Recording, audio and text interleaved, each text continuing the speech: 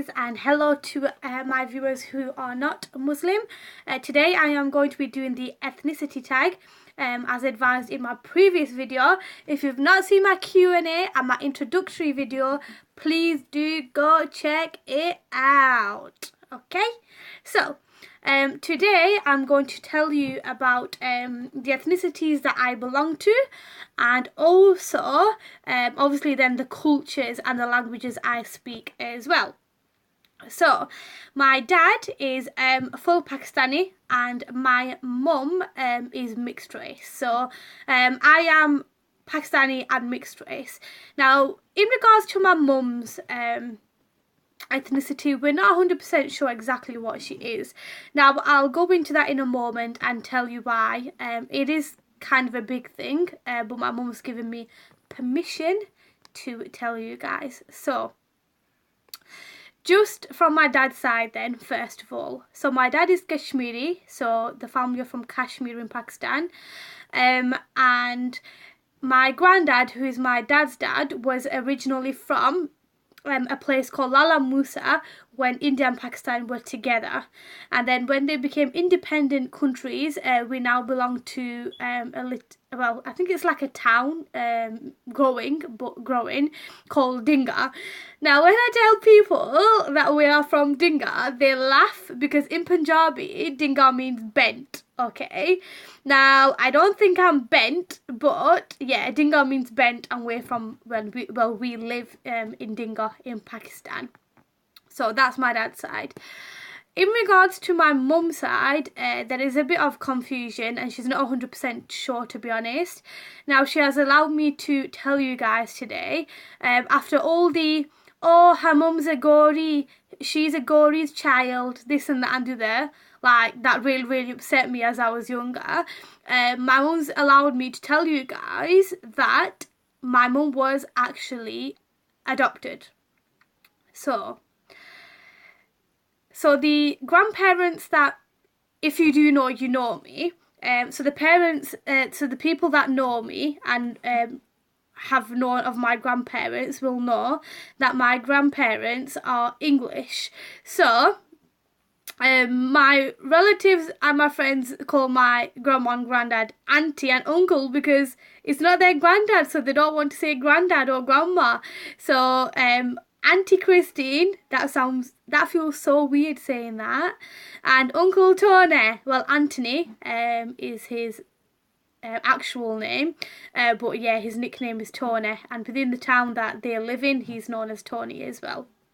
So yeah, so my dad's Kashmiri and my mum is mixed race. Okay, so growing up, I spoke English, but some of my relatives speak Punjabi and some of my relatives speak Urdu. I grew up speaking Urdu, being more closer to my pupos, who are my dad's sisters, because their children do speak more Urdu. Urdu is more polite, so a lot of people will teach their child or children Urdu, no matter whether they're from back home, back in Pakistan, whether they're actually from a background that speaks Punjabi or Urdu, because Urdu is more formal. So yeah, and then my cousins, one of my taya's children, so that's basically my dad's older brother, one of them, their children speak Urdu, and the eldest one, they speak Punjabi. So when I started mixing more with them as I grew up, then I did start to speak Punjabi as well. So yeah, and growing up, it was very difficult living in the community that I did live in, because a lot of people will look down at us and be like, oh yeah, her mum's Gori, her mum's white, this and that, and then they get this perception that we're like more dumber than them, or we're not equal to them, or they look down at us like we're not capable of being like even good Muslims, because my mum wasn't brought up as kind of like a Muslim.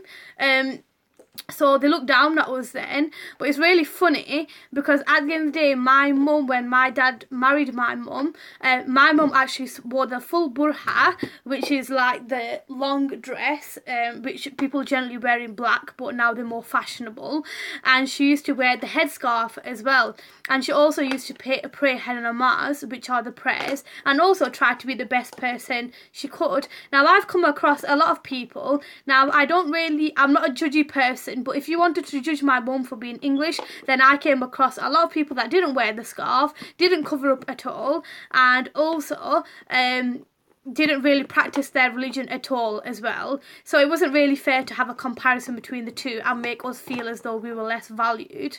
Okay, at the end of the day, I thank God for all my experiences, because my experiences have made me the character I am today. And also when I have my own children and they are growing up, I'll be able to tell them more about the world, that any of the people that I do discriminate, do judge, do like to point fingers will ever be able to give their children.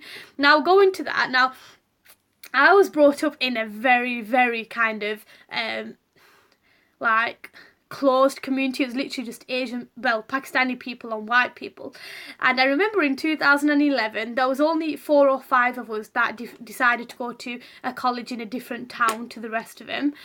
So we went to a college in a different town. Now in this town, I don't know why I'm playing with my makeup brush. Look at that lipstick. How do you get lipstick on your makeup brush? That's just Aisha, isn't it? What else do you expect? So we started a different college, and I remember walking in with some of my friends that were from different schools, and walking in and saying to them, oh my gosh, who are these people?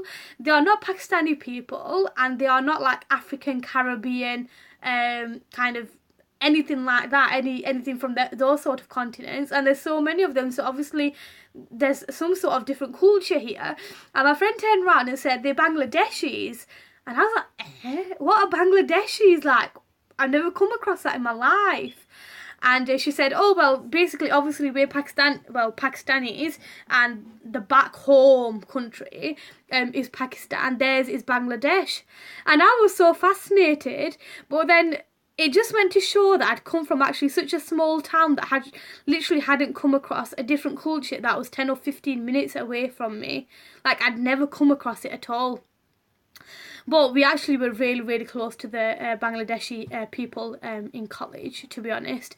Probably more than kind of Pakistanis, to be honest. But it was nothing to do with culture or anything. It was just because we just got to know them better and things.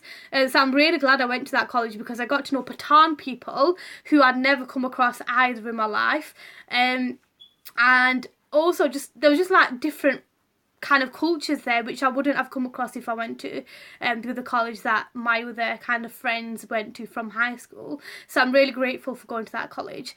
And also, there was a lot of people like, oh yeah, well, they used to say to my mum, oh well, she can't speak Arabic, so she's not going to be able to read her namaz properly, and she's not going to be able to read the Quran properly or anything like that.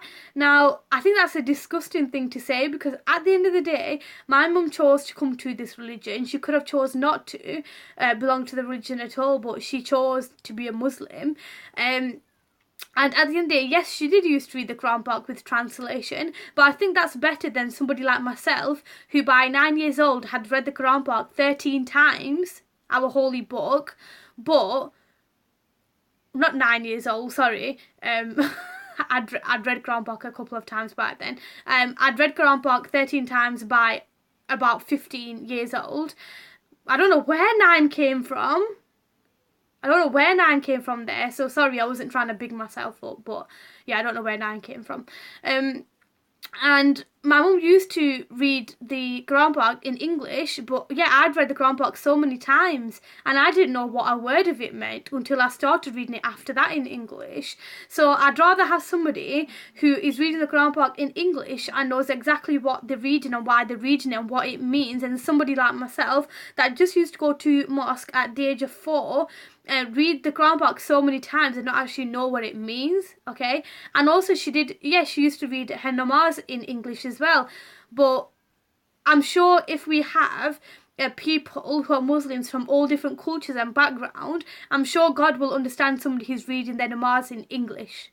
Okay, so I just find that absolutely disgusting that people like used to judge her for that. So then we used to get judged for that, like when we finished Quran and things like that, like we weren't reading it right, or we wouldn't be able to read our namaz right. It was just so horrible to be brought up in such a close community, trying to like fit in. It was horrible. But I remember once, yeah, this is where 9 years old comes into it. I used to read a lot of Naats, which are Islamic poems, and I used to win most of the competitions.